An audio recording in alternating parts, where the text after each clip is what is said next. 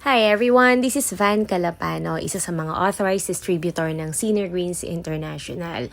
So first time kong gagawa ng travel vlog para sa inyo and I hope magustuhan nyo to dahil hindi ko talaga alam kung paano gumawa ng travel vlog. So ang ginawa ko lang, nag-check ako ng mga videos, yan, tapos konting voice over. Pero eto, kwento ko sa inyo kung saan kami papunta. Papunta po kami ng Nasugbu rito, galing kami ng Cavite, pero yung dinaanan namin ay nag-bus kami via Cabiang Tunnel. Gusto ko kasi ma-experience yung kalsada roon, kung paano ba yung itsura niya, kung kakayanin ko ba siyang i-drive or talagang hindi ako dadaan sa kanya ng ako yung nagde-drive. So eto, medyo maraming curves yung daan at masikip din yung kalsada kasi 2 lanes lang siya talaga, and since naka-bus kami rito, feeling ko kapag may kasalubong kami na maliliit na sasakyan, wala na halos malugaran yung sasakyan na kasalubong namin doon sa kalsada.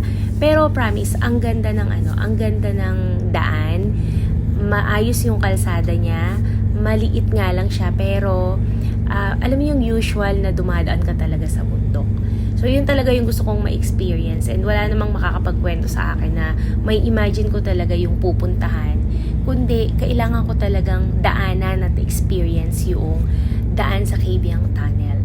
So eto, part itong video na to na nasa may Ternate pa lang kami, Ternate, Cavite, bago namin marating yung pinaka-tunnel talaga na tatagos doon sa kabilang part noong lugar ng Cavite at Nasugbu. So, pansin ko marami palang mga tao doon sa lugar na yon. Bago kami makarating doon sa tunnel, marami kaming nadaanan ng mga restaurant, mga resort na maraming tao. Tapos, pagdating namin doon sa tunnel, marami talagang tao doon sa bungad kasi ang daming namamasyal, ang daming nagsa-stop over doon, nagpi-picture. So, eto na yung part kung saan na-witness ko na ang dami palang tao dun sa papasok ng tunnel. Ang dami nagtitinda. Akala mo may piyesta kasi palaging maraming tao. So yan, mga 2 p.m. or pa 3 p.m. na to ng hapon, eto na, pumasok na ng tunnel yung bus.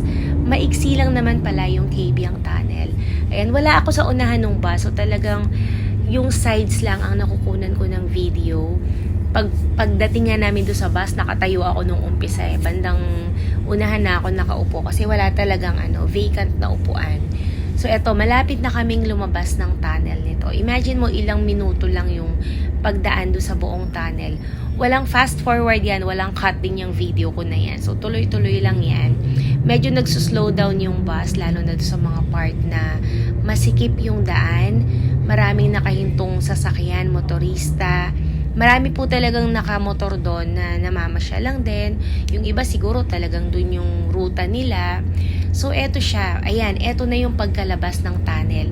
Natutuwa ako doon sa kotse na yun kasi nagbebenta siya ng mga coffee. Parang gusto ko tuloy bumaba doon sa bus kaso hindi pwede. So eto, sobrang maganda yung paligid. Malinis yung lugar. Sobrang preserved yung area. Marami kang makikita. Alam nyo ba guys, din sa una-unahan ng video ko na yan, nakakita ako nung maraming monkey na nakatambay lang sila doon sa gilid ng kalsada. Nandoon lang sila, pinapanood nila yung mga dumadaan na sasakyan. Di ko nga lang alam kung mapapansin nyo dito sa video na yun. Sa video ko kasi mabilis lang yung pagdaan namin doon sa part na yun, and talagang hinabol ko lang siya doon sa aking video kasi hindi ako naka-ready na may madadaanan pala kami na gano'n. So natuwa ako, kinunan ko talaga yung mga monkey. Siguro more than 3 sila na nakatambay doon. Baka may hindi pa ako nakita na nakatambay doon ng mga monkeys. Nakakatuwa. Sobrang ganda. Feeling ko noong dumadaan kami rito, marami naman ako nakita ng mga vehicles na yung mga 4 wheels na maliliit, mga sedan, mga compact vehicle. So feeling ko tolerable naman yung drive, and wala namang sobrang tarik na ahon na sobrang yung liko less than 45 degrees pa doon sa lilikuan mo yung mga turn around. Ito na yata yung part na may monkey. Ayan, dito sa part na to.